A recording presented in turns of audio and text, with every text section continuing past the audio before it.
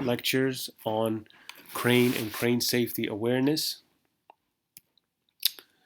So the objectives of this presentation is to describe maintenance, inspection, certification requirements of all cranes, understand load capacities, limits, and lifting principles, describe safe assembly, disassembly activities, understand hand signals, describe hazards and most common causes of crane accidents, recognize the types of cranes, basic components, as well as rigging equipment, summarize OSHA standards pertaining to cranes, and understand the roles and responsibility of lifting personnel.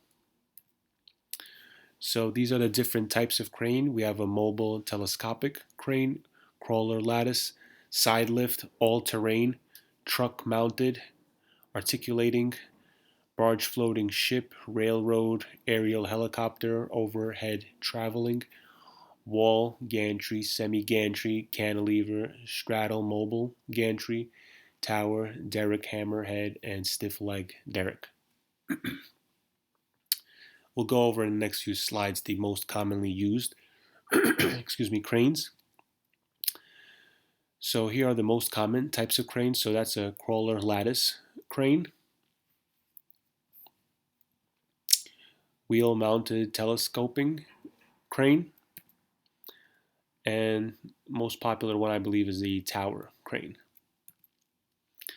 These are the OSHA crane standards and their subcomponents. So we have construction cranes and rigging, marine terminals, cargo handling of gear equipment, general industry.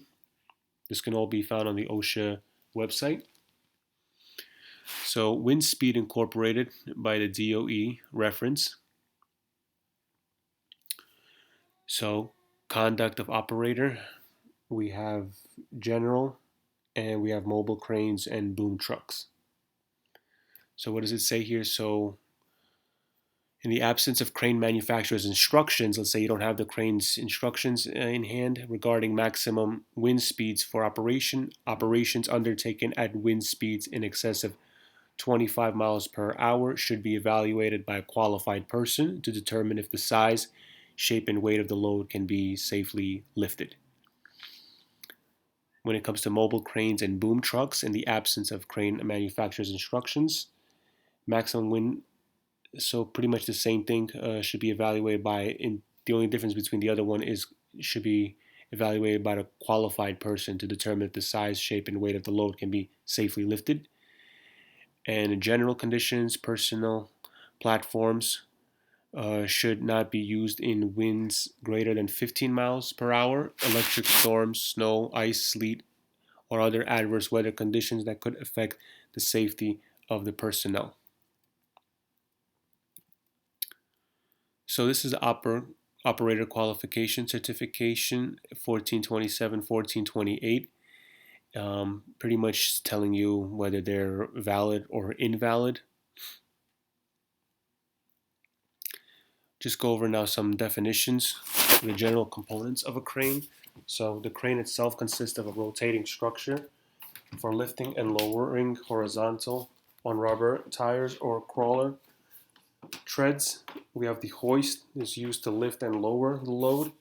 The boom, an inclined spar, strut, or other long members supporting the hoisting tackle. Boom stops, a device used to limit the angle of the boom at its highest position. Brake, to slow or stop motion by friction or power. Block, sheaves or grooved pulleys in a frame with hook, eye, and strap. And the jib is the extension attached to the boom point to provide added boom length for lifting specified loads. Here's an illustration of all the crane parts that were just mentioned.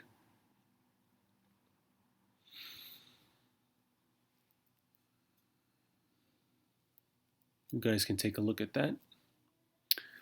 So, what's OSHA's competent person versus qualified person? So, 1926.32F, competent person means on who is capable of identifying existing and predictable hazards in surrounding or working conditions, which is unsanitary, hazardous, or dangerous to employees. and who has authorization to take prompt corrective measures to eliminate them.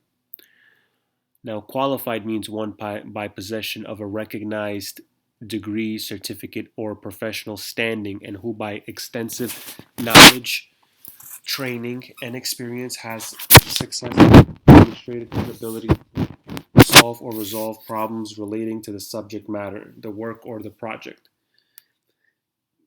These definitions provide that a competent person must have authority to take prompt measures to eliminate hazards at their work and have the experience to be capable of identifying these hazards.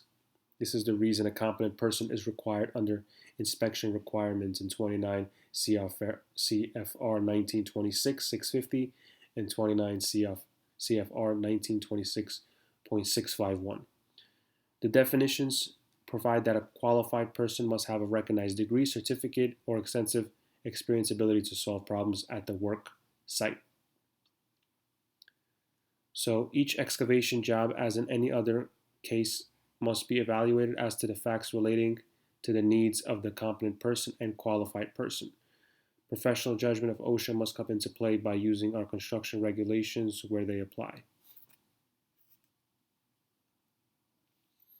So qualified operator, who needs to be certified and qualified. So any person engaged in construction activity who is operating a crane covered by the new cranes and derricks rule, except side boom cranes, derricks, equipment with their rated hoisting lifting capacity of 2,000 pounds or less.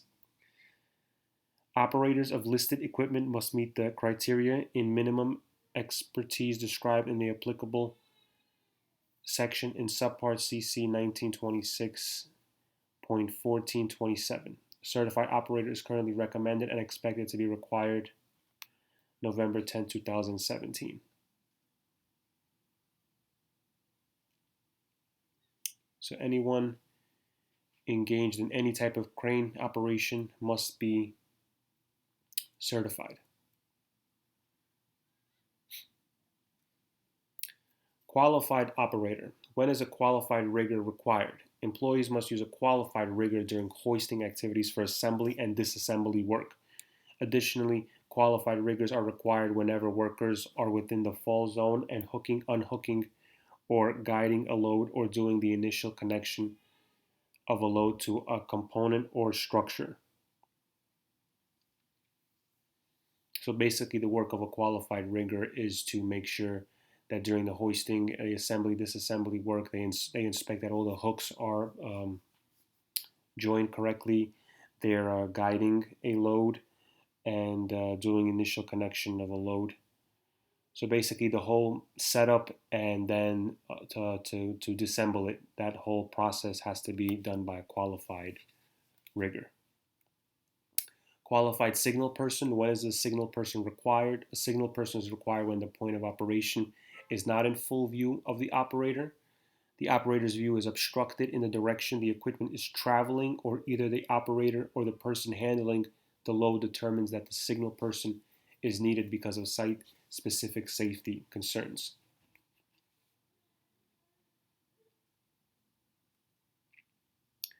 Cranes and derricks in construction, assembly, and disassembly. So employers must comply with all manufacturer prohibitions regarding assembly and disassembly. OSHA standard generally allows employees to choose between the manufacturer's procedures or their own. The most stringent must be followed. Employer procedures must be developed by a qualified person and must satisfy a number of specified requirements, such as providing adequate support and stability for all parts of the equipment and positioning employees involved to minimize exposure to any unintended movement or collapse. Assembly and disassembly responsibilities. So the rule requires the work to be directed by an assembly disassembly director. The AD director must meet the criteria for both a competent person and a qualified person, which are terms defined in this rule, or must be a competent person assisted by a qualified person. The AD director must understand the applicable procedures, must review the procedures immediately prior to beginning work unless he or she understands the procedures and has used them before for that equipment type and configuration. The AD director must ensure that each member of the crew understands his or her tasks, the hazards of the tasks, and any hazardous positions or locations to avoid. So their responsibilities are to make sure the verifiable capacities of equipment used, including rigging, lifting. They also must address hazards associated with the operation, including 12 specified areas of concern, and they are listed right below.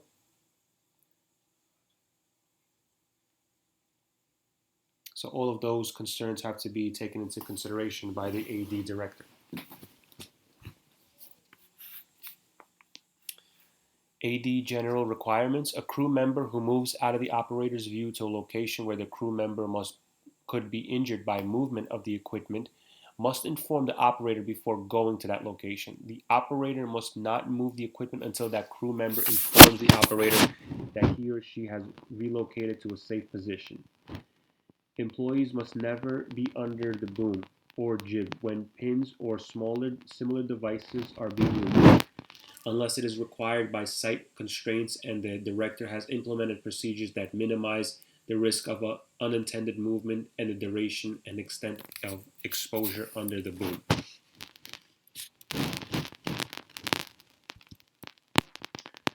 Com- Component weights must be readily available for all components to be assembled. All rigging must be done by a qualified rigger. Pins must not be removed during disassembly when the pendants are in tension. Booms supported only by cantilevering must not exceed manufacturer's limitation or registered professional engineer's limitations as applicable. Component selection and equipment configuration that affects the capacity or safe operation of the equipment must be in accordance with the manufacturer's requirements and limits of the registered professional engineer requirements and limits as applicable.